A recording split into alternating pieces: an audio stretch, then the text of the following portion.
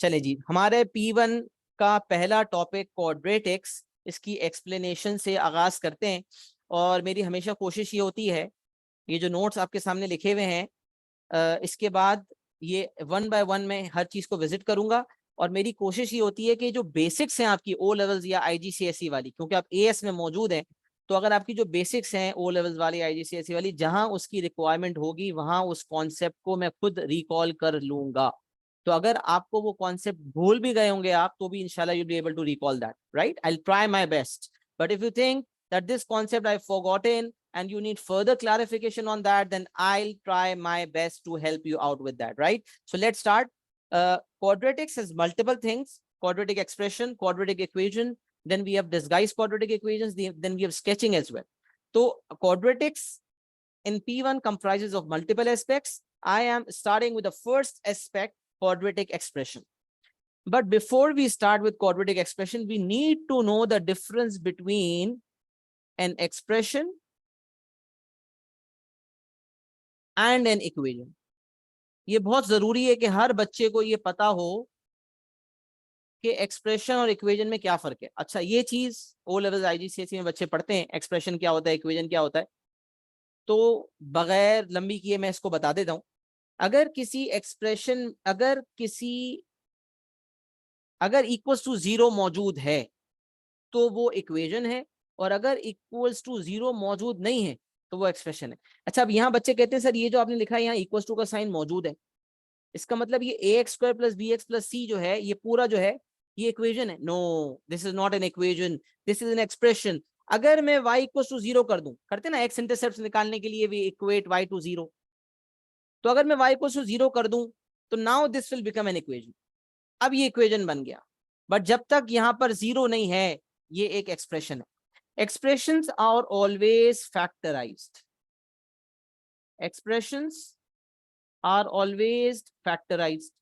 और जब O level IGCSE में सवाल आता था ना, factorise the following expressions, factorise के बाद याद रखें, whenever we have to factorise we find the factors. जब भी हमें फैक्टराइज करना होगा, इसका मतलब हमें फैक्टर्स फाइंड करने। यहाँ बच्चे गड़बड़ होते क्या करते हैं, फैक्टर्स फाइंड करने के बजाय एक रूट्स फाइंड कर लेते हैं, सॉल्यूशंस फाइंड कर लेते हैं, क्योंकि वो कॉन्सेप्ट नहीं बना हुआ होता। तो यहाँ सुन लें, फैक्टराइज करने का मतलब एक्सप्रेशंस फैक्टराइज होते हैं, फैक्टर्स मिलते हैं, सॉल्यूशंस नहीं मिलते। इक्वेशंस जो हैं वो सॉल्व होते हैं भाई, and when we solve them we get solutions, we get solutions. Solutions के मल्टीपल नाम है। सॉल्यूशंस को एक्स इंटरसेप्ट्स भी कहा जाता है, और इसको रूट्स भी कहा जाता है। तो सॉल्यूशंस, एक्स इंटरसेप्ट्स, रूट्स, ये सेम बात होती है। अच्छा, अब अगर मैं इसको एग्जाम्पल के थ्रू, अच्छा वो होते हैं ग्राफिकली में, मैं रूट्स की बात बताऊं, तो जब मैं एक कर्व बनाता हूं, जब मैं कर्व ड्रॉ करता हूं, चाहे उसका हैप्पी फेस हो या सैड फेस हो, एक एक्स एक्सिस होती है, एक वाई एक्सिस होती है। तो ये जो होते हैं मेरे, ये वाले पॉइंट्स जहां कर्व एक्स एक्सिस को टच कर रहा होता है, ये जो मैंने रेड से मार्किंग की है, रेड डॉट, ये जो पॉइंट्स हैं, ये वाले 2 पॉइंट्स हैं, ये कहलाते हैं एक्स इंटरसेप्ट्स, यही कहलाते हैं रूट्स, और यही कहलाते हैं सॉल्यूशंस। तो जब मैं किसी इक्वेशन को सॉल्व करता हूं जिसके अंदर इक्वल टू 0 होता है, और मैं सॉल्व करके वैल्यूज ऑफ एक्स निकालता हूं, तो वो वैल्यूज ऑफ एक्स इंटरसेप्ट भी कहलाती हैं, रूट्स भी कहलाती हैं, सॉल्यूशंस भी कहलाती हैं। और ये वो पॉइंट्स होते हैं जहां कर्व एक्स एक्सिस को कट कर रहा हो। मतलब अगर किसी इक्वेशन का ग्राफ बनाया जाए, तो वो ग्राफ एक्स एक्सिस को जिन पॉइंट्स पे कट करेगा, ये वही पॉइंट्स होंगे जो रूट्स ऑफ द इक्वेशन है, या सॉल्यूशंस ऑफ द इक्वेशन है, या इसे एक्स इंटरसेप्ट भी कह सकते हैं। तो ग्राफिकली एक्स इंटरसेप्ट्स, और जब मैं एल्जेब्रिकली सॉल्व करता हूं तो सॉल्यूशंस एंड रूट्स। तो solutions, x intercepts and roots, ये सब एक ही बात हो गई। एक्स इंटरसेप्ट लिखा हुआ है, इसको इंटरसेप्ट्स कर देता हूं, सही है जी। अच्छा, अब जैसे छोटा सा बेसिक सा एग्जांपल देता हूं। आपके सामने एक एक्सप्रेशन दिया हुआ है x square plus 5x plus 6। तो आप क्या करेंगे? आपने सीखा था ना, मिडिल टर्म ब्रेकिंग करनी है, फैक्टराइज करने हैं, 3 टर्म्स हैं तो फैक्टराइज करेंगे। दो वाले से एग्जांपल से भी स्टार्ट कर सकता हूं। Let's suppose x square plus 5x है, तो दिस इज एन एक्सप्रेशन। क्या करेंगे आप? x प्लस 5, x कॉमन ले लेंगे। जब दो टर्म्स होते हैं we take common, 3 terms we middle term break, 4 terms we make pairs and we take common. अगर आपको याद है ये बातें, ये ओ लेवल्स की बातें। तो ये जो x और x प्लस 5 है ना, ये फैक्टर्स हैं। एक फैक्टर जो है वो x है और एक फैक्टर जो है वो x प्लस 5 है। तो बस यहां रुक जाएंगे आप। These are the factors.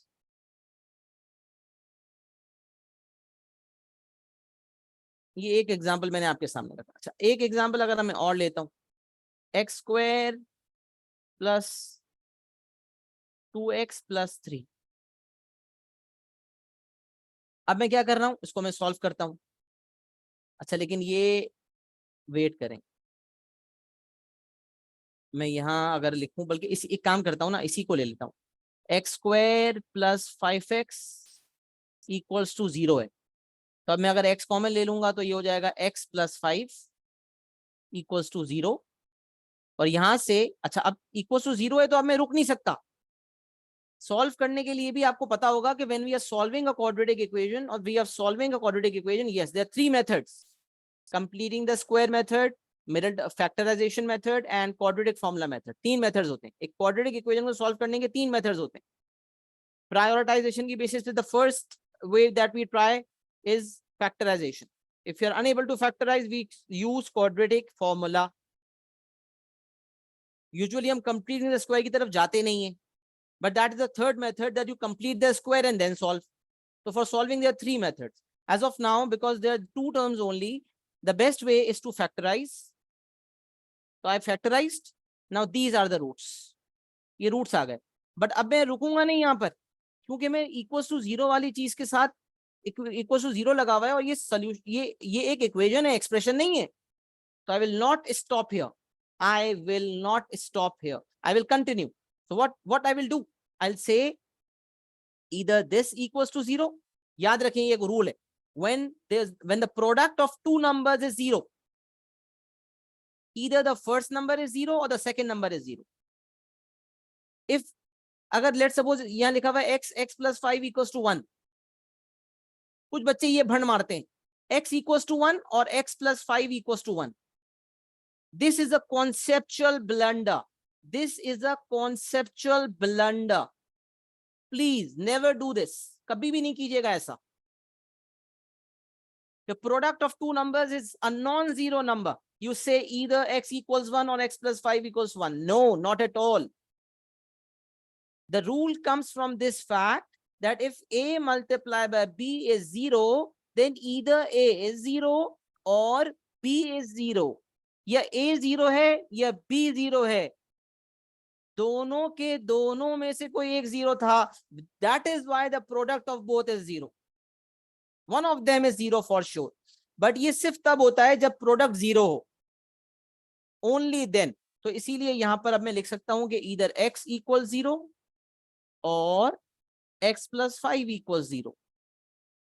अब x इक्वल टू 0 तो डायरेक्ट एक आंसर हो गया, और दूसरा आंसर हो जाएगा x इक्वल्स टू -5। ये जो आ गया ना मेरे पास, ये रूट्स हैं और यही मेरा आंसर होगा। अब ये जो आंसर आया है ना, इसको मैं कह सकता हूं मेरे पास रूट्स आ गए, इसको मैं कह सकता हूं मेरे पास x इंटरसेप्ट्स आ गए, इसको मैं कह सकता हूं मेरे पास सॉल्यूशंस आ गए।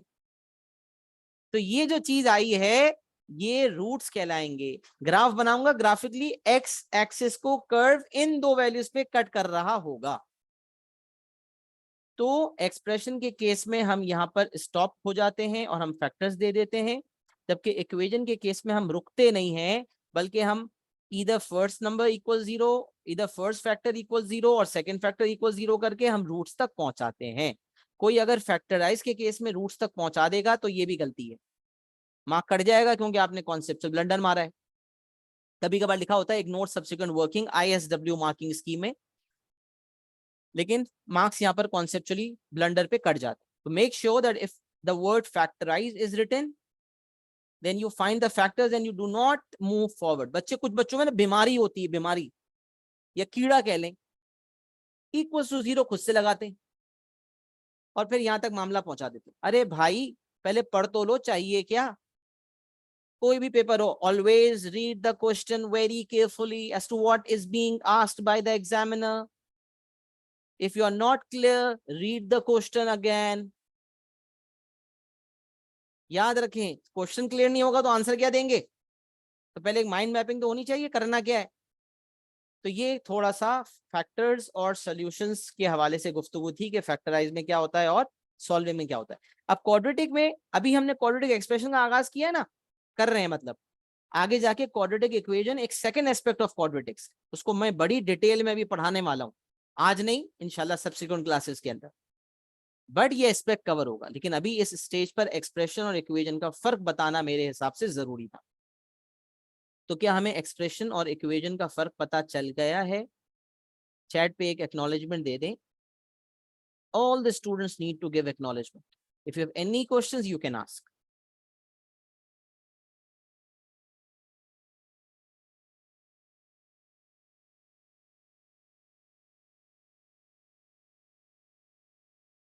Everyone to acknowledge means everyone to acknowledge. That is why then we would be knowing that everyone is awake and no one is sleeping. I just need to ensure this. So I told the rules, you have to participate and you have to let me know as to whether you are understanding or not.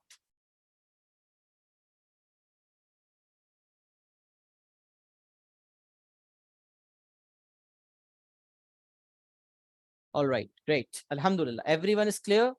Keep sharing your acknowledgements. All right. With that, we are moving on towards the first aspect of quadratics, that is quadratic expression. Start हमने basic knowledge से कर लिया था. तो अब y equals to ax square plus bx plus c. ये हमने quadratic equation जब हम पढ़ते थे, quadratic equation की solving सीखते थे, तो we used to see this form. ax square plus bx plus c is equals to 0. If you remember, ये चीज हम देखा करते थे. बस ये क्वाड्रेटिक इक्वेशन की जनरल फॉर्म है और ये जो इस वक्त आपको नजर आ रही है ये क्वाड्रेटिक एक्सप्रेशन की general form. The coefficient of x square is always a, the coefficient of x is known as b, and the constant term that is being added which does not have x in it is the c, right? तो अगर एक quadratic expression है जिसके अंदर x square का coefficient a है, x का coefficient b है और विदाउट x जो है वो c है, तो ये x स्क्वायर का जो कोएफिशिएंट a है ये बहुत ज्यादा इंपॉर्टेंट है, बहुत ज्यादा इंपॉर्टेंट है. In a quadratic equation or a quadratic expression, the coefficient of x square is very important. Sir क्यों है ये इंपॉर्टेंट? ऐसी क्या खास बात है जो आप इतनी इंपॉर्टेंस दे रहे हैं इसको? बेटा ये इसलिए इंपॉर्टेंट है because this determines the nature of the turning point of the curve. Quadratic curve जब बनता है तो उसके दो शेप्स होते हैं भाई. या तो वो बनता है इस तरह से, या तो वो बनता है इस तरह से, या वो बनता है इस तरह से. इसका मतलब ये है कि क्वाड्रेटिक कर्व का या तो मिनिमम पॉइंट होता है या मैक्सिमम पॉइंट होता है, या पॉइंट मिनिमम होता है या फिर मैक्सिमम होता है. सब मुझे थोड़ा सा ये 1 मिनट इसको रीसाइज भी कर दूं मैं ताकि थोड़ा सा जगह मिल जाए मुझे. ओके, तो मैं इसको यहाँ पर साइड पे शिफ्ट कर देता हूँ. ग्रेट. अच्छा अब सुने, तो क्वाड्रेटिक कर्व जो है या वो इस शेप का होता है या फिर वो नीचे वाले शेप का होता है. इसका मतलब या उसका मिनिमम पॉइंट होता है या मैक्सिमम पॉइंट. तो याद रख लें इस मिनिमम या मैक्सिमम पॉइंट के 3 नाम और हैं. मिनिमम या मैक्सिमम तो उसका नेचर है. भाई आपसे कोई पूछे टर्निंग पॉइंट का नेचर क्या है, तो आप बताओगे इसका टर्निंग पॉइंट का नेचर मिनिमम है या टर्निंग पॉइंट का नेचर मैक्सिमम है. वो कैसे बताएंगे, उस पर बात कर रहा हूं.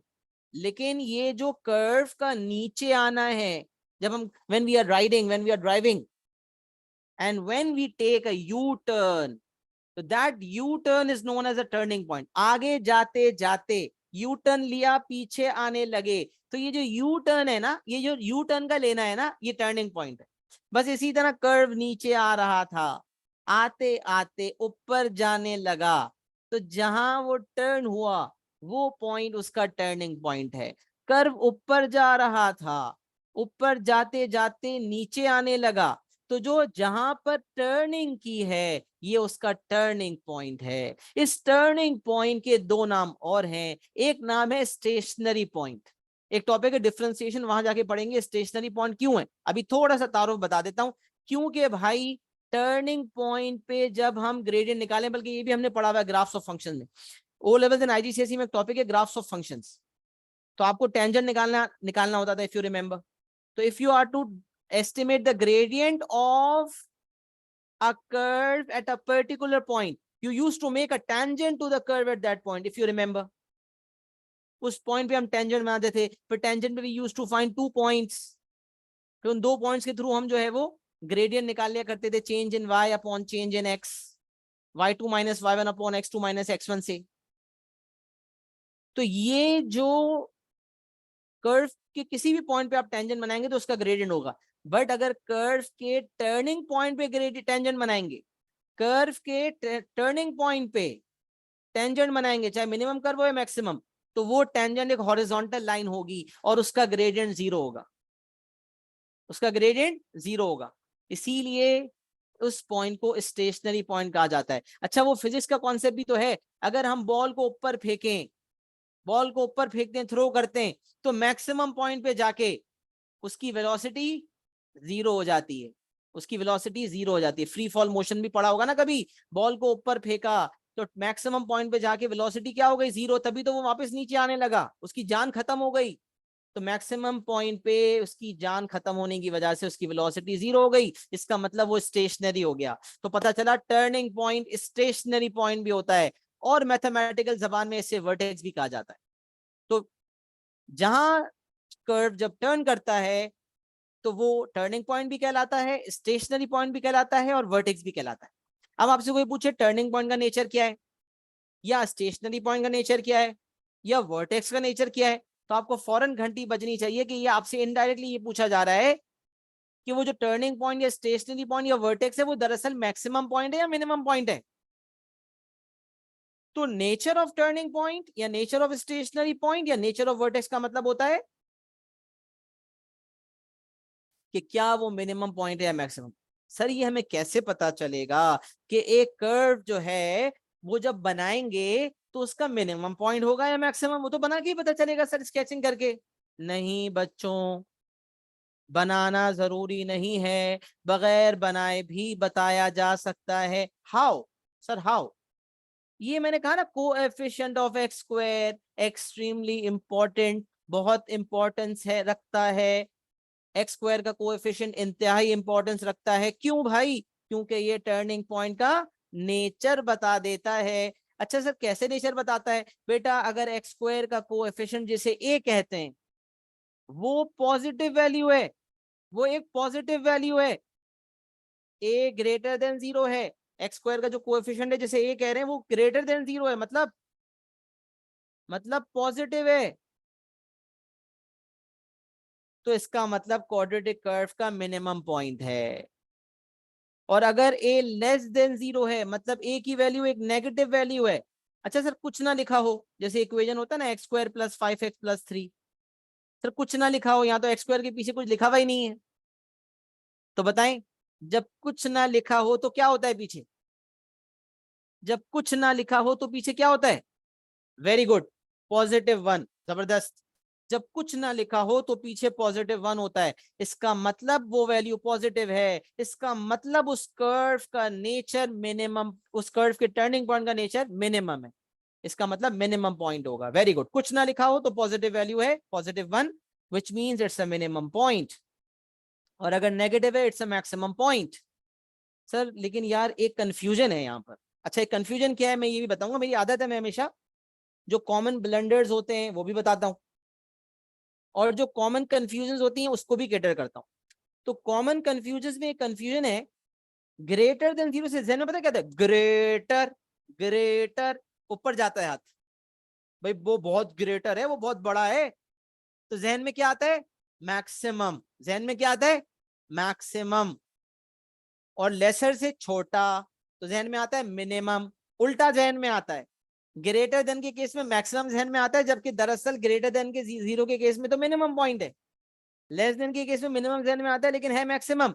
सर कोई टिप दे दें, याद करने का कोई तरीका बता दें तो सुने। अगर क्वाड्रेटिक एक्सप्रेशन में या इक्वेशन में एक्स स्क्वायर का कोएफिशिएंट पॉजिटिव है तो पॉजिटिव से जहन में लानी है पॉजिटिविटी। और जब जिंदगी में पॉजिटिविटी हो किसी शख्स के तो वो खुश रहता है, और जब वो खुश रहता है तो हम कहते हैं भाई ये हैप्पी है, लिहाजा ये जो फेज बनेगा ये हैप्पी फेज बनेगा, ये हैप्पी फेज बनेगा। लिहाजा याद ये रखना है कि whenever the coefficient of x square is positive, so a happy faced curve will be made, and happy faced का मतलब होगा minimum point. And whenever there is negativity around you, you will be in depression, you will be sad, you will be upset, things are not going the way you expected, you are going to be sad, you are going to feel low. तो जब sad होंगे तो भाई sad phase बनेगा, sad phase बनेगा। तो sad phase maximum point, happy phase minimum point. तो अब आपने पॉजिटिव और नेगेटिव से जहन में रखना है, greater than and less than से जहन में रखेंगे तो ग्रेटर देन से मैक्सिमम जहन में आता है, लेस देन से मिनिमम। अगर आप पॉजिटिव एंड नेगेटिव से जहन में रखेंगे तो बहुत अच्छा बैठेगा। पॉजिटिव से कनेक्ट होगी पॉजिटिविटी और कनेक्ट होगा हैप्पी फेस, इसका मतलब हो जाएगा मिनिमम पॉइंट।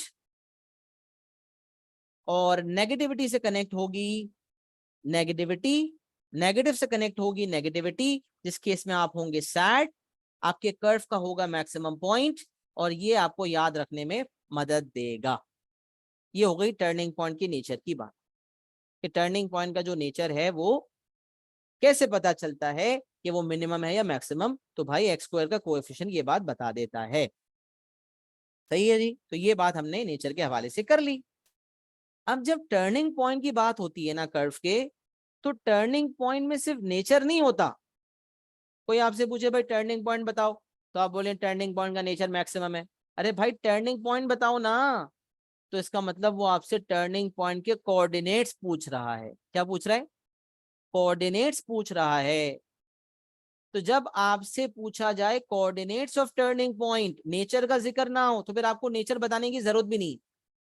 बट अक्सर जब सवाल आता है तो आपको कहता है find the coordinates of turning point and determine its nature. Coordinates मतलब X comma Y, coordinate geometry ने कोऑर्डिनेट सिखाए एक्स कॉमा वाई। तो कोऑर्डिनेट्स ऑफ टर्निंग पॉइंट का मतलब है कि आप एक्स कॉमा वाई फॉर्म में टर्निंग पॉइंट के कोऑर्डिनेट्स दें, और अगर नेचर मांगा है तो नेचर भी दें। अगर सिर्फ नेचर पूछा है तो सिर्फ नेचर बता दें, सिर्फ कोऑर्डिनेट्स पूछे हैं कोऑर्डिनेट्स दे दें, दोनों चीजें पूछी हैं दोनों दे दें। पता ये चला कि टर्निंग पॉइंट में दो चीजें अहम हैं, एक टर्निंग पॉइंट के कोऑर्डिनेट्स और एक टर्निंग पॉइंट का नेचर, और दोनों का निकालना इंतहाई जरूरी है। मतलब दोनों को निकालने आना चाहिए इंसान को। तो अब टर्निंग पॉइंट के कोऑर्डिनेट्स पे आ जाते हैं, क्योंकि नेचर का तो पता चल गया कि नेचर कैसे पता चलता है। अच्छा, अब टर्निंग पॉइंट के कोऑर्डिनेट्स निकालने के मल्टीपल तरीकेकार हैं। कंप्लीटेड स्क्वायर फॉर्म में करना, उससे नेचर का पता चलता है। डिफरेंशिएशन करना और डिफरेंशिएशन को इक्वेट टू जीरो कर देना, ये डिफरेंशिएशन में जाके सीखेंगे। आईजीसीएसई में कुछ बच्चे ये चीज पढ़ते हैं, ओ लेवल्स के सिलेबस का ये पार्ट नहीं था, तो ओ लेवल जिन्होंने दिया वो ये नहीं पढ़ते, जो आईजीसीएसई देते हैं वो बेसिक पढ़ते हैं। तो ये भी एक तरीका है टर्निंग पॉइंट के कोऑर्डिनेट्स निकालने का, अगर डिफरेंशिएट करके इक्वेट टू जीरो करें। लेकिन अभी सबको नहीं पता कि इसका क्या मतलब है, वो इंशाल्लाह आपको डिफरेंशिएशन में सिखाया जाएगा एएस के करिकुलम में ही, P1 के अंदर ही। तो अभी मैं सबसे आसान तरीके से स्टार्ट लेता हूँ। सबसे पहला तरीका है टर्निंग पॉइंट के कोऑर्डिनेट्स निकालने का, वो है ये formula x equal to minus b upon 2a। ये कैसे निकला, ये भी एक इसके पीछे लंबी कहानी है। क्वाड्रेटिक फॉर्मूला पढ़ते थे ना, minus b plus minus root of b square minus 4ac upon 2a। वो दो रूट्स देते हैं, उन दोनों का एवरेज कर लें, दोनों का एवरेज कर लें तो माइनस बी अपॉन 2a आ जाएगा। और ये एक उसूल है, जो आहिस्ते आहिस्ते पता चलेगा, ज्यादा कंफ्यूज नहीं करना चाह रहा। जो दो रूट्स होते हैं ना, उनका एवरेज ले लिया जाए ना, तो टर्निंग पॉइंट का एक्स कोऑर्डिनेट पता चल जाता है। मतलब let's suppose this is 1 and this is 5, तो अब टर्निंग पॉइंट का एक्स क्या होगा? टर्निंग पॉइंट का एक्स क्या होगा? तो आप कहेंगे 1 + 5 divided by 6 divide by 2 is 3। तो आपको टर्निंग पॉइंट का एक्स पता चल गया।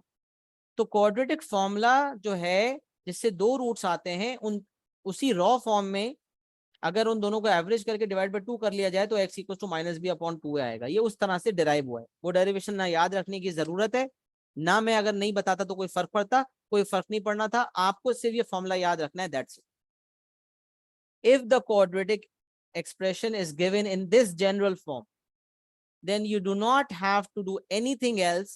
The easiest way to find the x coordinate of turning point is to use the formula x equals to -b/2a. अच्छा, जब x कोऑर्डिनेट आपका आ गया तो फिर आप इक्वेशन ऑफ द कर्व के अंदर जहां जहां x है वहां वहां x कोऑर्डिनेट को सब्स्टिट्यूट कर देंगे, and ultimately you will be able to find the y coordinate. So x coordinate is to be substituted to find the y coordinate. So this is what is written. If you need to find the y coordinate of turning point, substitute the x that is obtained from here in the equation of the curve. So this is the equation. अच्छा, इसको कहते हैं quadratic expression है। इसको कहते क्या है? ये quadratic expression है। बट अगर मैं इसको पूरा y के साथ देखूं तो ये equation of the curve भी तो कहलाएगा ना। एक होता है इक्वेशन जिसको सॉल्व करना होता है, और एक होती है इक्वेशन ऑफ द कर्व। तो इक्वेशन ऑफ द कर्व, ये पूरी इक्वेशन ऑफ द कर्व होती है। ये वो इक्वेशन नहीं है जिसको सॉल्व किया जाए, बल्कि इक्वेशन ऑफ द कर्व है। इक्वेशन जो इक्वल टू 0 के साथ होते हैं वो सॉल्व करके सॉल्यूशंस एंड एक्स इंटरसेप्ट देते हैं।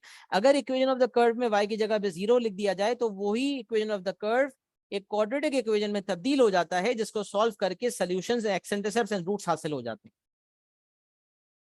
मेरी कोशिश है मैं जितने कॉन्सेप्ट दे सकूं दूं, और मेरी आदत है कि मैं डिटेल में बताता हूँ। अल्हम्दुलिल्लाह इस आदत की वजह से यूनिवर्सिटी में जाने के बाद भी बच्चे ये अक्सर कहते हैं, सर यूनिवर्सिटी में जाके भी हमें इतनी डिटेल में पढ़ाया नहीं गया, और आपके नोट्स और आपकी पढ़ाई हुई बातें आज हमें इतना फायदा देती हैं अल्हम्दुलिल्लाह कि हम दूसरों को सिखाते हैं।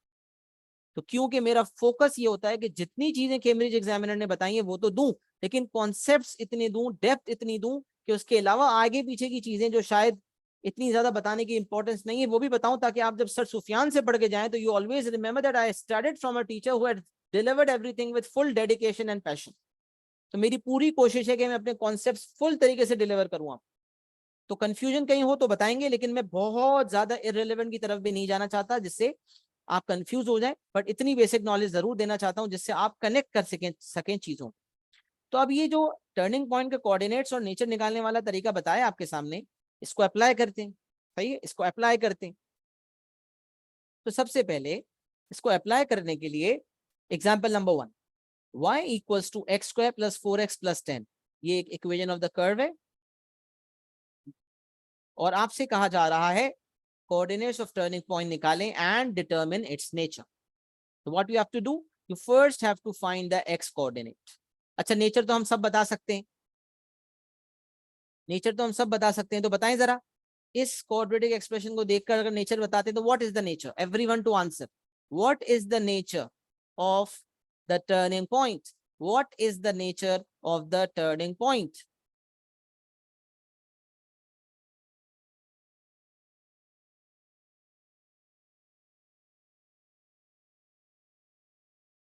Nature is not positive. Look, giving a positive answer to the nature is not right. Someone asking the nature of the turning point, you are saying positive. No, the nature means either it's a minimum point or a maximum point. So over here, I'm asking, is it a minimum point or a maximum point? Yes, this is the correct answer. So if you are finding the nature, then you have to tell the examiner that the nature is a minimum point or a maximum point. So the nature is minimum. पूरा लिख दे minimum point, yes, minimum, nature minimum है, minimum, it's a minimum point, right? Now there are two aspects, coordinates and nature. We have written the nature first. Now on the coordinates, so the formula is x equals to -b/2a. So if we are to look at this example, then a is 1, x² का coefficient 1 है, positive 1. The value of b is 4. The value of c is 10. and you have to find the value of x. So the formula is minus b upon 2a. So minus 4 upon 2 times a. So minus 4 upon 2 is minus 2. So x coordinate is negative 2. आ गया? Turning point के coordinates के लिए the first thing we have to find is the x coordinate. Once the x coordinate is found, then we can find the y coordinate. So this is the x coordinate. And if we want to find the y coordinate, then what we are going to do, we are going to substitute the value of x in the equation of the curve. In place of x, we are going to keep it. So x square plus 4x plus 10 था. तो x square की जगह minus 2 का whole square plus 4x की जगह 4 times minus 2 and plus 10. Now you can just calculate it. So it's 4 plus 4 times minus 2 plus 10. And the answer is a positive 6.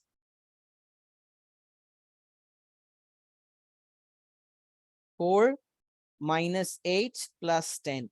It's 6. Yes. So the y coordinate is 6. So if someone needs to know the coordinates of turning point, then the coordinates of turning point are negative 2, 6.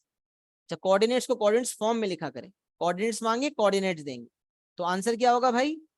Nature है, ये आपका answer हो जाएगा. What is the nature, what is the coordinates, this will be your answer. Answer को कोशिश किया करें हमेशा एक ब्लॉक बना के अलग से आइडेंटिफाई किया करें, so the examiner is very clear. बाज़ औक़ात बच्चे क्या करते हैं, बहुत हौच पौच कर देते हैं और आंसर पता नहीं होता कहाँ है. If the examiner is clear, तो बॉक्स ना भी बनाया हुआ हो तो भी मसला नहीं है. But I always try to communicate to my students that please try to ensure that the presentation of work is very clean, very neat and clean. जितने आसानी से एग्जामिनर को आपका काम समझ आएगा, उतनी आसानी से वो मार्क्स आपको देगा. So you need to make sure that you make a small block around your answers so that examiner actually knows what you have given. So this is the very first example that I have explained. Just let me know as to whether are you clear with this example number 1? कि example number 1 आप सबको clear है?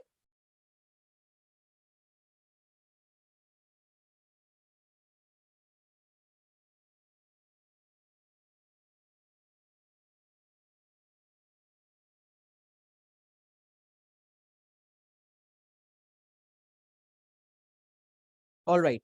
Alhamdulillah. So if you have understood this, then definitely you are going to solve the second example on your own.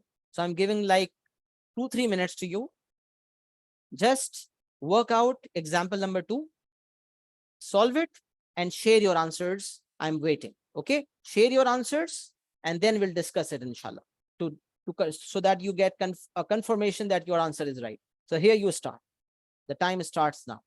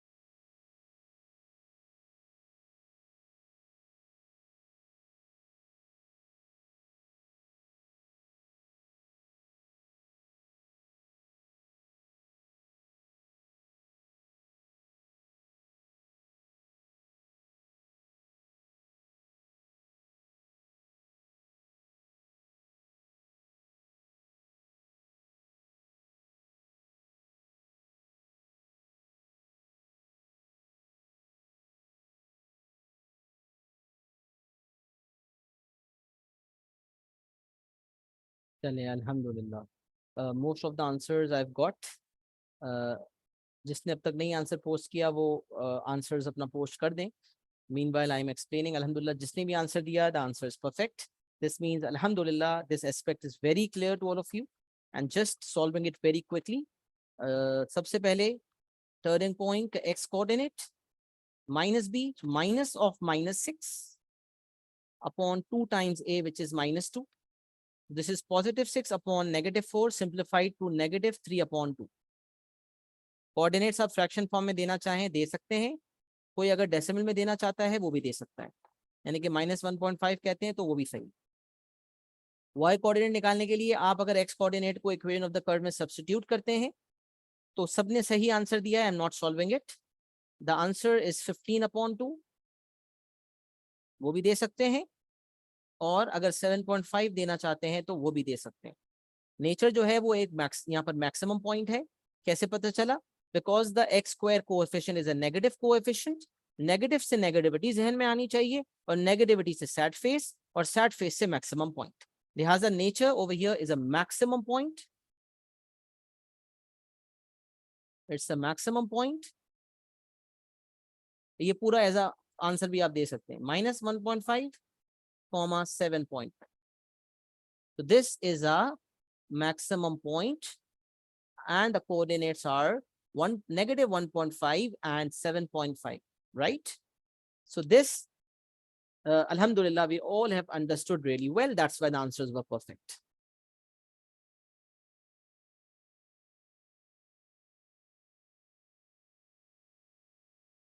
सही है जी।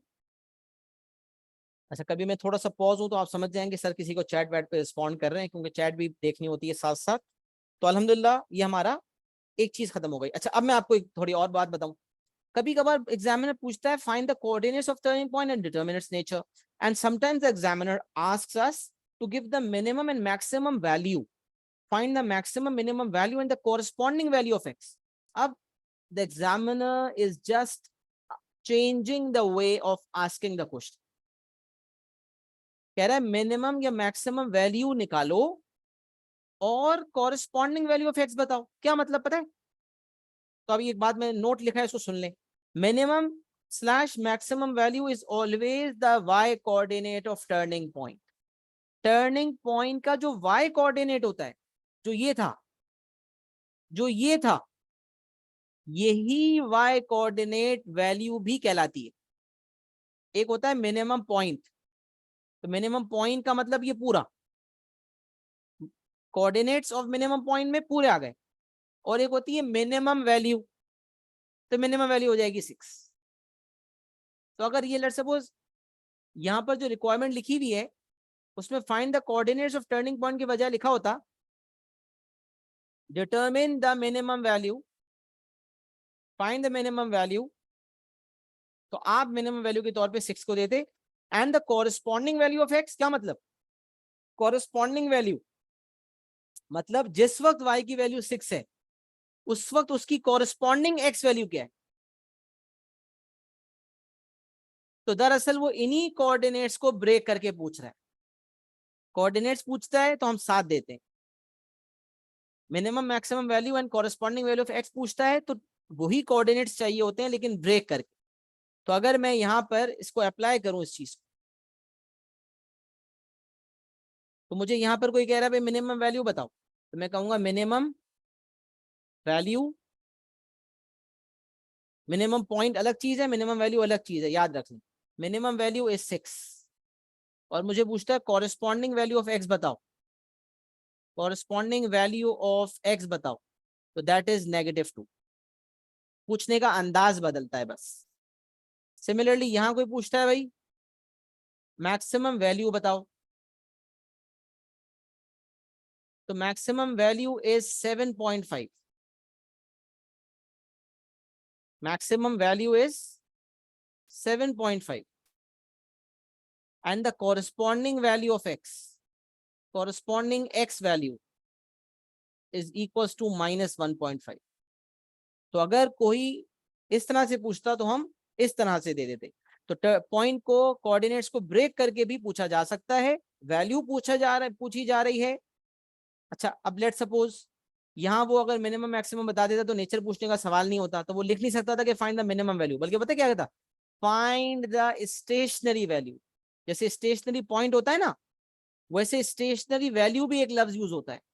तो stationery value का मतलब होता है वाई वैल्यू। तो इसका मतलब द स्टेशनरी, अगर जब तक मुझे पता ना हो कि इसका नेचर मिनिमम या मैक्सिमम है, तो मैं ये जो वैल्यू है वाई की, इन वैल्यूज को मैं क्या कहूंगा, ये स्टेशनरी वैल्यू। तो इस वाले इक्वेशन ऑफ द कर्व में स्टेशनरी वैल्यू 6 है। जब नेचर पता चला कि मिनिमम है, तो हमने इसी स्टेशनरी वैल्यू को मिनिमम वैल्यू कह दिया। सिमिलरली स्टेशनरी वैल्यू 7.5 है। जब पता चला कि वो मैक्सिमम पॉइंट है, तो हमने कह दिया उसी वैल्यू को मैक्सिमम वैल्यू है। टर्मिनोलॉजीज में very, you should be very clear. मैं अपने स्टूडेंट्स को बड़ा प्रिसाइजली एक्यूरेटली समझाने की कोशिश करता हूँ। टर्मिनोलॉजी में सही होना है भाई, गड़बड़ नहीं करनी है। You have to be very very accurate.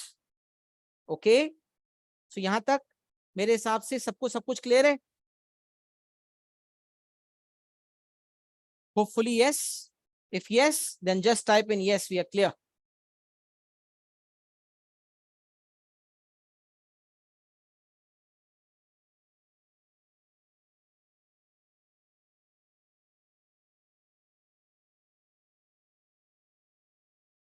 Alright, great.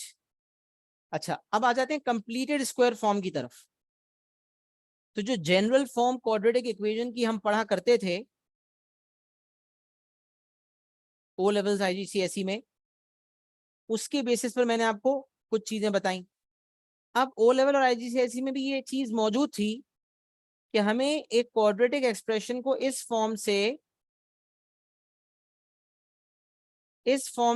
Form में कन्वर्ट करना आना चाहिए। इस फॉर्म से इस फॉर्म में कन्वर्ट करने को कहते हैं कंप्लीटिंग द स्क्वायर। जो मेथड इस फॉर्म से इस फॉर्म में कन्वर्ट करने के लिए यूज होता है, उसको कहते हैं कंप्लीटिंग द स्क्वायर मेथड। और वो जो फॉर्म आती है उसको कहते हैं completed square form.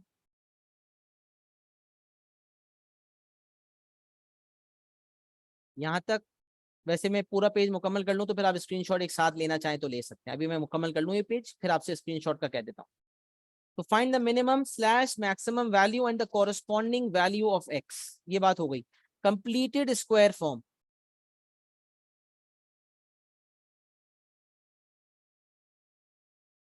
Completed square form जो है वो है y equals to A X plus B whole square plus सी।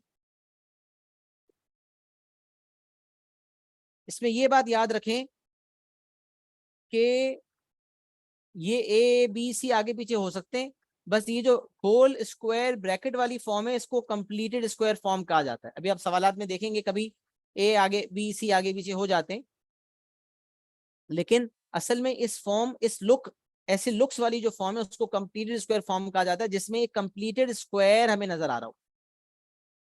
क्योंकि ये जो होल ब्रैकेट के ऊपर स्क्वायर है ना, इसको कहते हैं this is a completed square. जब होल ब्रैकेट पे स्क्वायर होगा तो ऐसी फॉर्म कंप्लीटेड स्क्वायर फॉर्म कहलाएगी। अब जो नॉर्मल क्वाड्रेटिक एक्सप्रेशन होता था, उसके जरिए टर्निंग पॉइंट का एक्स कोऑर्डिनेट कैसे निकालते हैं, टर्निंग पॉइंट का वाई कोऑर्डिनेट कैसे निकालते हैं, ये सीख लिया। इस फॉर्म को देखते हुए नेचर कैसे पता लगाते हैं, सीख लिया। अब दो एस्पेक्ट्स जो अभी बताने हैं वो ये कि एक तो ये जो फॉर्म है, इस फॉर्म से कंप्लीटेड स्क्वायर फॉर्म में कैसे कन्वर्ट करते हैं, और एक ये कि अगर कंप्लीटेड स्क्वायर फॉर्म में एक्सप्रेशन दिया हुआ हो, भाई बाज औकात equation of the curve normal quadratic form, normal form में दी हुई होती है, और बाज औकात जो इक्वेशन ऑफ द कर्व है वो कंप्लीटेड स्क्वायर फॉर्म में दी हुई होती है। तो कन्वर्जन करना नॉर्मल फॉर्म से कंप्लीटेड स्क्वायर फॉर्म में वो हम सीखेंगे बाद में। पहले हम ये समझ लेते हैं कि अगर हमारे पास एक quadratic expression completed square form में हो, अगर हमारे पास एक क्वाड्रेटिक अच्छा मैं फिर वो कह रहा हूँ, इसको इक्वेशन ऑफ द कर्व भी कहते हैं और इसको हम क्वाड्रेटिक एक्सप्रेशन भी कह सकते हैं। तो अगर एक quadratic expression completed square form में हो, या यूं कह लें कि इक्वेशन ऑफ द कर्व अगर कंप्लीटेड स्क्वायर फॉर्म में हो, तो उस कंप्लीटेड स्क्वायर फॉर्म से हम nature of turning point of और कोऑर्डिनेट्स ऑफ टर्निंग पॉइंट कैसे निकालते। जो नॉर्मल फॉर्म है उससे तो हमने सीख लिया नेचर और टर्निंग पॉइंट के कोऑर्डिनेट्स निकालना। कंप्लीटेड स्क्वायर फॉर्म में अगर इक्वेशन दिया हुआ, नॉर्मल फॉर्म में दिया हुआ ही ना हो, तो एक तरीका तो ये है कि भाई कंप्लीटेड स्क्वायर फॉर्म को खोल दें और उसको नॉर्मल फॉर्म में कन्वर्ट कर दें, और नॉर्मल फॉर्म में कन्वर्ट करने के बाद फिर उसी तरीके से कर लें जैसा ऊपर सीखा। बट ये स्किल नहीं है सही, ये सही तरीका नहीं, इसमें आपका वक्त जाया होगा। तो डायरेक्ट भी इस फॉर्म को पढ़ने आना चाहिए, क्योंकि एग्जामिनर की P1 के पेपर में प्रैक्टिस है, आपको हर अगला सवाल क्वाड्रेटिक्स में ये आएगा। ओ लेवल IGCSE में तो it was very rare, it was rarely assessed, that is why उसकी प्रैक्टिस भी आपकी उस लेवल की नहीं होती, बिकॉज पास लेवल में आता ही इतना कम है। But over here you'll see every other question of quadratics and functions will comprise of this form, and this form has multiple uses. So the examiner will ask you to convert into this form, and then once you have converted, then you'll have to use that form as well for multiple reasons. तो अभी हम convert करना बाद में सीखते हैं, पहले ये सीख लेते हैं कि अगर इस फॉर्म में हो तो नेचर और कोऑर्डिनेट्स का कैसे पता चलता है। तो टर्निंग पॉइंट जो है उसका अगर आप नेचर निकालना चाहते हैं, तो जैसे ऊपर नेचर निकालने के लिए हम एक्स स्क्वायर का कोएफिशिएंट देखा करते थे, वैसे ही यहाँ पर ब्रैकेट जो होल स्क्वायर ब्रैकेट है, जो कंप्लीटेड स्क्वायर ब्रैकेट है, उसका कोएफिशिएंट देखेंगे। अच्छा मजे की बात सुने, अगर मैं इस फॉर्म को खोल दूं, इस पूरी फॉर्म को मैं एक्सपैंड करके वही बनाने की कोशिश करूं, तो ये वाला ए और ये वाला ए सेम ही होंगे। एक्स स्क्वायर का कोएफिशिएंट वाला ए और जो यहां से ब्रैकेट का ए है, ये दोनों वैल्यू सेम होंगी। लिहाजा याद रखें, कंप्लीटेड स्क्वायर फॉर्म में जो ब्रैकेट के साथ मल्टीप्लाई हो रहा है नंबर, वो नंबर जो है वो हमारा नेचर ऑफ टर्निंग पॉइंट बताने में मदद देगा। तो अगर ये ब्रैकेट का कोएफिशिएंट जो ए है, जो कंप्लीटेड स्क्वायर है, इसका कोएफिशिएंट अगर जिसको ए कहा जा रहा है वो पॉजिटिव है, ग्रेटर देन 0 है, तो पॉजिटिविटी से हैप्पी फेस से मिनिमम पॉइंट, वही बात ऊपर वाली। और अगर वो ब्रैकेट का कंप्लीटेड स्क्वायर जो है, उस कंप्लीटेड स्क्वायर का जो कोएफिशिएंट है वो नेगेटिव है, तो नेगेटिव से आ गया नेगेटिविटी, नेगेटिविटी से आ गया सैड फेस। तो नेचर में तो कोई मसला नहीं है, जो कंप्लीटेड स्क्वायर फॉर्म आपकी आई है उसमें जो कंप्लीटेड स्क्वायर वाला ब्रैकेट है उसका जो कोएफिशिएंट होगा वो हमें नेचर बताएगा। पॉजिटिव तो मिनिमम, नेगेटिव तो नेगेटिविटी से सैड फेस मैक्सिमम। ये बात हमें याद हो गई थी ऊपर से, तो टेंशन की बात नहीं है और समझना आसान है। अब सवाल, सर अगर मुझे कोऑर्डिनेट्स ऑफ टर्निंग पॉइंट निकालने हैं तो फिर मैं क्या करूं? अगर मुझे टर्निंग पॉइंट के कोऑर्डिनेट्स निकालने हैं तो फिर मैं क्या करूं? तो अगर मुझे कोऑर्डिनेट्स ऑफ टर्निंग पॉइंट निकालने हैं तो तरीका कुछ ये है कि ये जो होल ब्रैकेट, ये जो कंप्लीटेड स्क्वायर ब्रैकेट है जिसका कोएफिशिएंट हमें नेचर बता रहा था, अब ये कंप्लीटेड स्क्वायर वाला जो ब्रैकेट है इसी को इक्वेट टू 0 करेंगे तो मेरे पास टर्निंग पॉइंट का x आ जाएगा। अब ऐसा क्यों करते हैं ये भी समझ लें, ये भी बात समझ लें। समझना जरूरी नहीं है, बताई भी नहीं जाती, लेकिन समझाने से फायदा होता है। एक उसूल मैथ्स का आपने पढ़ा था कि जब भी एक फंक्शन के ऊपर, किसी भी फंक्शन के ऊपर होल स्क्वायर हो, if there is a function and or there is any integer, whenever we are squaring it, the answer will always be greater than equal to 0। मतलब अगर ब्रैकेट के अंदर 0 होगा तो स्क्वायर होके 0 आएगा, लेकिन अगर ब्रैकेट के अंदर नेगेटिव नंबर है, देखिए -2 का स्क्वायर करेंगे +4, +2 का स्क्वायर करेंगे +4, 0 का स्क्वायर करेंगे 0। इसका मतलब जब एक ब्रैकेट के अंदर फंक्शन होगा उसमें x की दुनिया में कोई भी वैल्यू डाल दी जाए, दो ही बातें हो सकती हैं, आंसर या 0 आएगा या पॉजिटिव आएगा, नेगेटिव आंसर नहीं आ सकता। तो एक्सट्रीम केस क्या है? कम से कम वैल्यू क्या आएगी ब्रैकेट के स्क्वायर की? कोई आपसे पूछे कि भाई जब एक ब्रैकेट पे स्क्वायर किया जाता है तो what is the least value, कम से कम वैल्यू क्या आ सकती है? तो आप कहेंगे 0। तो अब सोचें, अगर ये वैल्यू इस स्क्वायर कंप्लीटेड स्क्वायर ब्रैकेट जो है इसको 0 कर दिया जाए तो इसके 0 करने से ये जो a की वैल्यू जो कि नेगेटिव या पॉजिटिव थी उसका इफेक्ट खत्म हो जाता है, और उस इफेक्ट को खत्म करने की वजह से ये जो प्लस सी बचता है ना, ये हमें मिनिमम या मैक्सिमम वैल्यू देता है। थोड़ा सा एलैबोरेट करूंगा तो समझ आएगा, इसमें कंफ्यूज होने की कोई जरूरत नहीं। तो एक बात याद रखें, जहां मुझे लगता है कि पॉसिबल कंफ्यूजन है वहां मैं खुद मेंशन कर देता हूं, अभी तक किसी ने कहा नहीं लेकिन मैं इलैबोरेट करता हूं थोड़ा। जब एक फंक्शन पे स्क्वायर लगता है तो लेट्स सपोज भाई x+2 का होल स्क्वायर है। अब मैं आपसे पूछूं यार x+2 होल स्क्वायर का क्या आंसर आएगा, आप बताओ पॉजिटिव या नेगेटिव? तो आप बोलोगे well it depends on the value of x। Well it depends on the value of x। मैंने कहा फिर भी क्या नेगेटिव आंसर आ सकता है, आपसे पूछूंगा। आप बोलेंगे शायद। मैं बोलूंगा stupid, no, you can never get a negative answer. Why? Because there is a power of 2. So the maths rules tells us that whenever the power is an even power, the answer will never be negative. Maths आपने पढ़ा है O levels IGCSE, तो आपको बताया गया होगा power अगर 2 है, पावर अगर 4 है, पावर अगर 6 है, क्यों? क्योंकि माइनस माइनस प्लस 4 दफा करेंगे तो minus minus plus, plus minus minus, फिर माइनस माइनस प्लस। तो इवन पावर की वजह से नेगेटिव नंबर भी क्या हो जाता है? पॉजिटिव। ऑड पावर है तो नेगेटिव नंबर अगर अंदर होगा तो बाहर नेगेटिविटी आएगी, लेकिन अगर इवन पावर है जैसे 2 है, 4 है, 6 है, 8 है, तो बाहर आके आंसर पॉजिटिव हो जाएगा। तो the whenever the power is a even power, the answer will either be 0 और पॉजिटिव। अगर अंदर फंक्शन है जैसे x+2 का होल स्क्वायर, आप कहेंगे आंसर आएगा, तो आप बोलेंगे sir greater than equal to 0 आ सकता है, या तो 0 आएगा या पॉजिटिव आएगा, नेगेटिव नहीं आ सकता, ये बात कंफर्म। तो बस इसीलिए जब भी मुझे टर्निंग पॉइंट का x कोऑर्डिनेट निकालना होता है तो मैं कहता हूं ये x+b होल स्क्वायर की जो कम से कम वैल्यू है ना, क्योंकि ये मिनिमम या मैक्सिमम पॉइंट निकालना तो एक्सट्रीम सिनेरियो होता है ना। मिनिमम पॉइंट भाई एक्सट्रीम तरीन पॉइंट है, सबसे छोटा। मैक्सिमम पॉइंट सबसे बड़ा पॉइंट है। तो उस एक्सट्रीम सिनेरियो को कंसिडर करने के लिए इसको भी अपने एक्सट्रीम लो पे ले जाते हैं।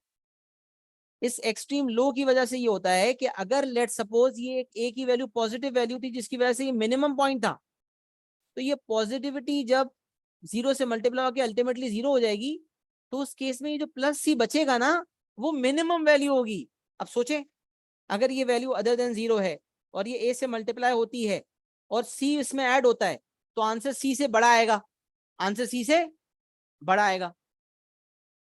इसका मतलब अगर ये 0 हो जाए जिसकी वजह से ए का इफेक्ट खत्म हो जाए, क्योंकि एनीथिंग मल्टीप्लाई बाय 0 इज 0, तो फिर खाली सी बचेगा, वाई की वैल्यू खाली सी बचेगी, और जो वाई की वैल्यू सी बचेगी ना वही आपकी मिनिमम या मैक्सिमम वैल्यू होगी। तो अगर ए की वैल्यू पॉजिटिव थी और ये मिनिमम पॉइंट था तो प्लस सी जो है वो मिनिमम वैल्यू हो जाएगी। और अगर ये ए जो है वो मैक्सिमम वैल्यू दे रहा था, मतलब नेगेटिव था जिसकी वजह से मैक्सिमम पॉइंट आ रहा था, तो ये जो प्लस सी है ये मैक्सिमम वैल्यू हो जाएगी। तो ये पता चला कि कंप्लीटेड स्क्वायर फॉर्म में जो ये कांस्टेंट होता है ना, ये एज इट इज मेरी मिनिमम या मैक्सिमम वैल्यू होती है, बगैर किसी वर्किंग के आप डायरेक्ट बता सकते हो। अभी मैं इसको एलैबोरेट हालांकि करूंगा, लेकिन मैं डायरेक्ट आपको बता रहा हूं कि डायरेक्ट भी आप इसको बता सकते हो। तो लेट्स सपोज अगर ये आपको सिर्फ मिनिमम मैक्सिमम वैल्यू पूछी जा रही है और या स्टेशनरी वैल्यू पूछी जा रही है, उसका नेचर बताने को कहा जा रहा है, तो याद रख लें ये जो एंड में प्लस या माइनस वाली जो वैल्यू होती है, अगर एंड में +6 लिखा हुआ है तो +6 विल बी द वैल्यू, अगर एंड में -6 लिखा हुआ है तो -6 विल बी द वैल्यू। लेकिन ये जो प्लस सी है y equals to +c, this is your stationary value. अब ये स्टेशनरी वैल्यू मैक्सिमम है या मिनिमम, इसका दारोमदार ए पर है। अगर ए पॉजिटिव है तो वो वैल्यू मिनिमम वैल्यू हो जाएगी, अगर ये नेगेटिव है तो वो वैल्यू मैक्सिमम वैल्यू हो जाएगी। सही है। तो टर्निंग पॉइंट का y तो हम डायरेक्ट भी कह सकते हैं y इक्वल्स टू c, लेकिन देखिए मैंने यहाँ वर्किंग के बाद ऑब्टेन किया है। वो वर्किंग क्या है वो बताता हूँ, क्योंकि हमने ऊपर क्या सीखा कि पहले टर्निंग पॉइंट का x निकलता है, फिर टर्निंग पॉइंट का x equation of the curve में डलता है तो टर्निंग पॉइंट का y आता है, यही सीखा था। लेकिन यहाँ पर ऐसा नहीं, यहाँ कोई टर्निंग पॉइंट का वाई डायरेक्ट देना चाहता है तो डायरेक्ट भी दे सकता है, और कोई अगर टर्निंग पॉइंट का वाई देना चाहता है एक्स निकालने के बाद तो वो भी दे सकता है। तो मैं अब टर्निंग पॉइंट का वाई डायरेक्ट तो बता चुका, एक्स निकालने के बाद भी बता देता हूँ। तो एक्स निकालने में मैंने आपको बताया था कि जो कंप्लीटेड स्क्वायर ब्रैकेट है इसकी लीस्ट पॉसिबल वैल्यू ले लो। तो लीस्ट पॉसिबल वैल्यू जो है क्या हो सकती है, तो मैंने लिखा एक्स प्लस बी का होल स्क्वायर जो है, अगर मैं इसको इक्वेट टू 0 कर दूं, and if I take square root on both the sides. अच्छा, स्क्वायर जब हटाते हैं तो स्क्वायर रूट आता है, और स्क्वायर रूट आता है तो प्लस माइनस भी आता है, ये आपने सीखा होगा। एक्स स्क्वायर इक्वल्स टू 4 है तो x equals two plus minus 2 होता है। तो यहाँ अगर कोई बंदा स्क्वायर हटाने पे प्लस माइनस 0 कर भी देता है तो कोई फर्क नहीं पड़ेगा, क्योंकि प्लस 0 या माइनस 0 एक्स की सेम वैल्यू देंगे, इसलिए यहाँ प्लस माइनस का कोई चक्कर करने की जरूरत नहीं है। X plus B whole square, ये जो कंप्लीटेड स्क्वायर ब्रैकेट था इसकी लीस्ट वैल्यू 0 है, इसकी जो एक्सट्रीम लीस्ट वैल्यू। अच्छा, अब यहाँ एक सवाल आ सकता है, सर हमें मैक्सिमम पॉइंट चाहिए हो या मिनिमम पॉइंट चाहिए हो, दोनों सूत्रों में यही करते हैं। जी बेटा, इस इसको दोनों सिनेरियो में x plus B whole square को इक्वेट टू 0 ही करते हैं। क्यों? क्योंकि अगर ये वैल्यू पॉजिटिव थी तो इसका 0 होना इस पॉजिटिविटी को खत्म कर देगा, जिस वजह से प्लस सी मिनिमम वैल्यू बन जाएगी। और अगर मैक्सिमम पॉइंट है तो इसका 0 होना इसकी नेगेटिविटी को खत्म कर देगा, जिसकी वजह से प्लस सी हमारी मैक्सिमम वैल्यू बन जाएगी। तो ये दरअसल ए का इफेक्ट खत्म कर देता है x plus B whole square का। X plus B whole square का 0 होना इसकी नेगेटिविटी को खत्म कर देता है, या पॉजिटिविटी को खत्म कर देता है एक ही। तभी जो प्लस सी बचता है वो मिनिमम या मैक्सिमम होता है। तो बहरहाल आप करें x plus B whole square को, तो we just need to get rid of everything to get c. Yes, but के ये तो सवाल में नजर आएगा ना, अभी एग्जाम्पल करवाता हूँ तो आपको बताता हूँ मैं, वेट। तो बेसिकली होता यही है कि सी जो है मिनिमम या मैक्सिमम वैल्यू होती है मेरी, और वो डायरेक्ट भी आप दे सकते हैं बगैर किसी चीज को सब्सटीट्यूट किए। लेकिन अभी हम ये सीख रहे हैं कि अगर हम पहले एक्स निकालते हैं तो क्या करेंगे, X plus B whole square जिसकी मिनिमम तरीन वैल्यू 0 है, उसको जब मैंने इक्वेट टू 0 किया, then to eliminate the square I will take square root on both sides, तो it will become X plus B equals to 0। अब देखें, इस पॉइंट पे आने के बाद ये बात पता चली, जो कि याद भी करवाई जाती है, कि भाई ब्रैकेट के अंदर जो कुछ भी लिखा हुआ है, कंप्लीट स्क्वायर ब्रैकेट के अंदर जो कुछ भी लिखा हुआ है उसको इक्वेट टू 0 कर। तो सर क्या ये वाला स्टेप एसेंशियल है? नहीं, ये वाला स्टेप नॉट एसेंशियल है। मैं काट दूं? नहीं, जरूर नहीं है। कोई अगर डायरेक्ट ये वाला स्टेप करना चाहता है डायरेक्ट कर। शॉर्टकट क्या हुआ, कंप्लीटेड स्क्वायर फॉर्म में जो कंप्लीटेड स्क्वायर वाला ब्रैकेट है उसमें जो फंक्शन ब्रैकेट के अंदर लिखा हुआ है उससे इक्वेट टू 0 कर दें, तो x plus b equal to 0 करने से जो एक्स की वैल्यू आ गई वो हमारा टर्निंग पॉइंट का एक्स है, और जो एंड में प्लस सी लिखा हुआ है वो टर्निंग पॉइंट का वाई है। लेकिन अगर कोई कहता है सर ऊपर तो आपने ये सिखाया था कि टर्निंग पॉइंट का एक्स सब्स्टिट्यूट करते हैं तो टर्निंग पॉइंट का वाई आता है, डायरेक्ट तो नहीं सिखाया था। तो बेटा यहाँ डायरेक्ट भी आ सकता है, और अगर आप सब्स्टिट्यूट करना चाहते हैं तो भी करके देख लें। जब एक्स की वैल्यू माइनस बी आएगी, उसको जब आप वापस यहाँ डालेंगे ओरिजिनल कर्व के इक्वेशन में, तो ये माइनस बी हो जाएगा। माइनस बी प्लस बी क्या हो जाएगा? 0। माइनस बी प्लस बी क्या हो जाएगा? 0। 0 का स्क्वायर जब ए से मल्टीप्लाई होगा तो 0 बचेगा, क्या? सी। तो यही मैं बात बता रहा था कि आपको ये लंबी वर्किंग दिखाने की जरूरत नहीं है, आप डायरेक्ट y को सी कह सकते हैं। तो जो चीज एंड में प्लस या माइनस हो रही होती है, जो सी होता है बेसिकली, वही वही आपकी स्टेशनरी वैल्यू या मिनिमम वैल्यू या मैक्सिमम वैल्यू होती है। और ब्रैकेट का जो जो कंप्लीटेड स्क्वायर ब्रैकेट है उसको जब इक्वेट टू 0 करते हैं तो उससे जो x की वैल्यू हासिल होती है, वो मेरे टर्निंग पॉइंट का एक्स कोऑर्डिनेट होता है।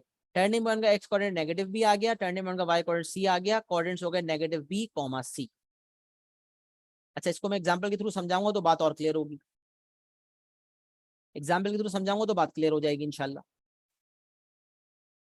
तो अब जरा आ जाते हैं एग्जांपल पे। y equals to 2 times x minus 3 whole square plus 5। कोई आपसे पूछे भाई ये कौन सी फॉर्म है, तो क्या बोलेंगे? Completed square form. Then someone asks you find the coordinates of turning point and determine its nature। तो उसूल के मुताबिक जो चीज आपको प्लस फॉर्म में या माइनस फॉर्म में नजर आ रही है वो डायरेक्ट आपका y कोऑर्डिनेट है। +5। टर्निंग पॉइंट का y coordinate is y equals to 5, direct दे सकते हैं आप। लेकिन अगर आप स्टेप बाय स्टेप करें तो टर्निंग पॉइंट का x निकालने का तरीका क्या बताया कि भाई ये जो स्क्वायर ब्रैकेट है इसको इक्वेट टू 0 कर दो तो x कोऑर्डिनेट आ जाएगा। अच्छा, फिर उसके बाद एक और स्टेप ये बताया कि भाई स्क्वायर तो कटना ही है स्क्वायर रूट की वजह से, तो इतनी लंबी ना करें, डायरेक्ट ब्रैकेट के अंदर जो फंक्शन है उसी को इक्वेट टू 0 कर दें। तो अब आप करके देखें, x-3 equals to 0 will give you x equals to +3। तो कुछ लोग रट्टा मारते हैं, x की वैल्यू निकालने के लिए अगर अंदर माइनस है तो आंसर प्लस होगा, अंदर प्लस है तो आंसर माइनस होगा, ये रट्टा वो लगा लेते हैं। लेकिन अगर इस x के अंदर ब्रैकेट के अंदर x के साथ कुछ हो तो फिर आंसर सही नहीं आता। अगर सिर्फ x के अंदर तो वो रट्टा सही है, लेकिन अगर सिर्फ x नहीं है तो फिर वो रट्टा गलत हो जाता है। तो इसीलिए आपको रट्टा नहीं मारना, आपको कॉन्सेप्ट समझना है। हम कॉन्सेप्चुअली क्या कर रहे हैं, ये जो स्क्वायर ब्रैकेट है क्योंकि इसकी एक्सट्रीम वैल्यू 0 होती है तो इसको इक्वेट टू 0 करते हैं, जिसका मतलब है कि फंक्शन के अंदर जो जो ब्रैकेट के अंदर जो फंक्शन लिखा हुआ है उसको इक्वेट टू 0 कर देंगे तो एक्स की वैल्यू आ जाएगी 3। अब कोई अगर एक्स की वैल्यू 3 वापस डालना चाहता है तो डालें, 3 - 3 0, 0 का स्क्वायर 0, 0 × 2 0, बचेगा क्या +5। तो ये तो आप पहले ही दे सकते थे, तो आपने कह दिया y = 5 है तो प्लस। और क्योंकि ब्रैकेट का जो कोएफिशिएंट है वो a होता है और वो पॉजिटिव है, पॉजिटिव का मतलब हैप्पी फेस, इसका मतलब आपका मिनिमम पॉइंट हो जाएगा। तो आप कहेंगे this is a minimum point, this is a minimum point and the coordinates are 3,5। so this is going to be your final answer।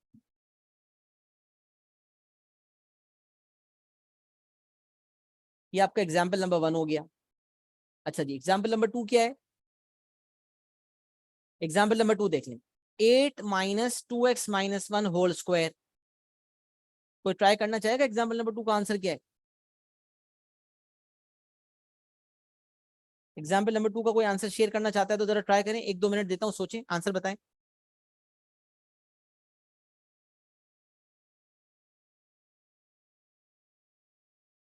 And what is the nature, nature भी बताएं।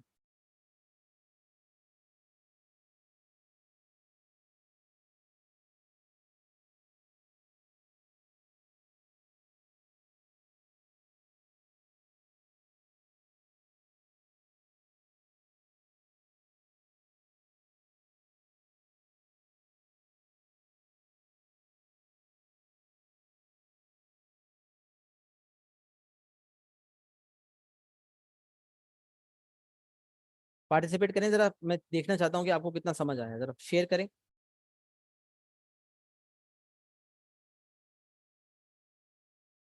Everyone to share their answers.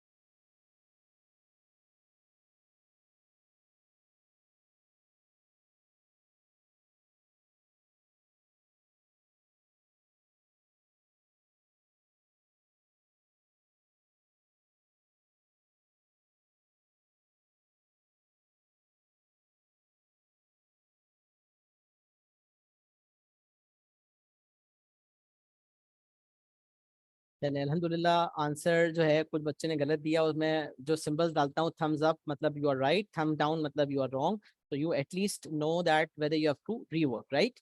सो कुछ बच्चों ने participation नहीं की है, I think and you need to participate, right? So जिसने participation नहीं की है वो भी बता दे, आंसर दे दे, और मीनवाइल मैं इसको कंफर्म कर देता हूँ। तो याद रखें, कुछ बच्चे कंफ्यूजन में चले जाते हैं, तो always remember that you have to rearrange. ये जो ब्रैकेट के साथ डायरेक्टली माइनस लिखा हुआ है ना, दिस मीन्स -1। और ये जो 8 माइनस, अब सोचो ना, अगर a माइनस बी लिखा हुआ तो this is same as -b+a। अगर 3 - 5 लिखा हुआ तो दिस इज सेम एज -5+3। तो इसी तरह 8 - 2x - 1 whole square is same as -2x - 1 whole square +8। तो पहले तो ये रीअरेंजमेंट जरूरी थी। जब आपने रीअरेंजमेंट कर लिया, अब आपने कहा ब्रैकेट के साथ जो नेगेटिव नंबर है वो क्या है भाई, नेगेटिव। नेगेटिव से नेगेटिविटी, नेगेटिविटी से सैड फेस। तो when it's a sad face, this means it's a maximum point.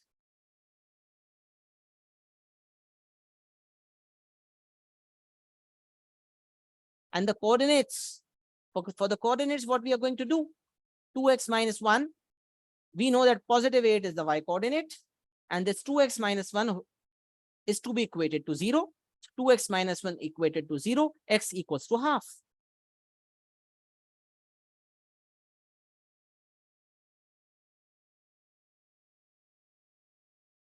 X coordinate is 1/2, and if we are going to substitute back 1/2 over here, this entire thing will become 0, and ultimately the y will be +8. So why do we need to substitute when we already know that this is 0? भाई इसको, इस चीज को 0 करने के बाद ही तो x 1/2 आया है, तो x 1/2 को वापस डालूंगा तो इसको 0 ही आना है ना। जब इसको 0 ही होना है तो आन में बचेगा तो y, खाली यही जो एंड में बचा हुआ है। तो द कोऑर्डिनेट्स विल बी 1/2, 8। तो याद रखें, अगर यहाँ -5 लिखा होता तो y की वैल्यू -5 होती। जो साइन भी यहाँ लिखा हुआ होगा वो फॉलो होगा। +5 है तो y +5, -5 होता तो y -5। ये नहीं सोचा करें कि मैक्सिमम है, मैक्सिमम पॉइंट है तो y की वैल्यू नेगेटिव नहीं हो सकती। अरे भाई ऐसा कुछ नहीं है। मैक्सिमम वैल्यू नेगेटिव कैसे हो सकती है? बिल्कुल हो सकती है भाई। जब कर्व यूं करके बनेगा तो मैक्सिमम वैल्यू भी -2 है, बाकी सारी वैल्यूज y की तो उससे भी कम है, ज्यादा से ज्यादा भी -2 है। तो हो सकता है, सब हो सकता है। ऐसा नहीं हो सकता, वैसा नहीं हो सकता। ओ लेवल मैथ्स में सवाल आते थे प्रॉफिट लॉस के, परसेंटेज प्रॉफिट आ गई 200%, 300%, ऐसा कैसे हो सकता है 300% प्रॉफिट आ जाए? Everything is possible. You just need to be on the track. You just need to make sure that your concepts are perfect, right? So this is the maximum point, and this is our final answer, 1/2, 8. So with that, we have finished our first aspect. We have reached the ending of our class on this 4, and so I've explained all the things thoroughly. You can take a screenshot of here. You can take a screenshot as a whole as well if you want. Yes. Screenshot le lein, and also give an acknowledgement as to whether everyone was able to understand whatever was being communicated. Please let me know. Is it clear to everyone?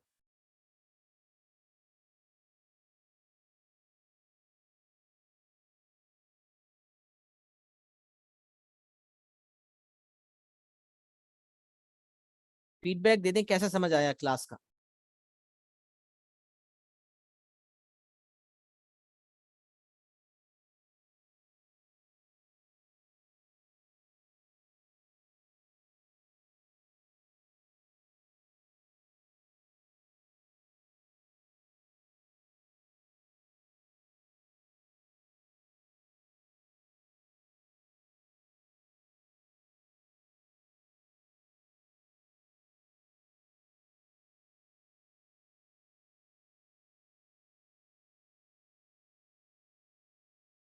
चलिए जी, अल्हम्दुलिल्लाह, अल्लाह का बड़ा फजल है, अल्लाह का करम है। Students really enjoyed. The feedback is very positive. Everyone was able to grasp whatever was being delivered. अल्लाह का शुक्र है. This brings the end to this first class. Inshallah, we are going to continue quadratics in the next class. Till then, take care. Have a good day. Allah Hafiz. All right. So feedback भी आ गया. चलिए, अल्हम्दुलिल्लाह. Yes yes, रट्टा नहीं मारते हम, concept समझते हैं, बिल्कुल सही है। चलें, अल्हम्दुलिल्लाह, दैट्स ग्रेट।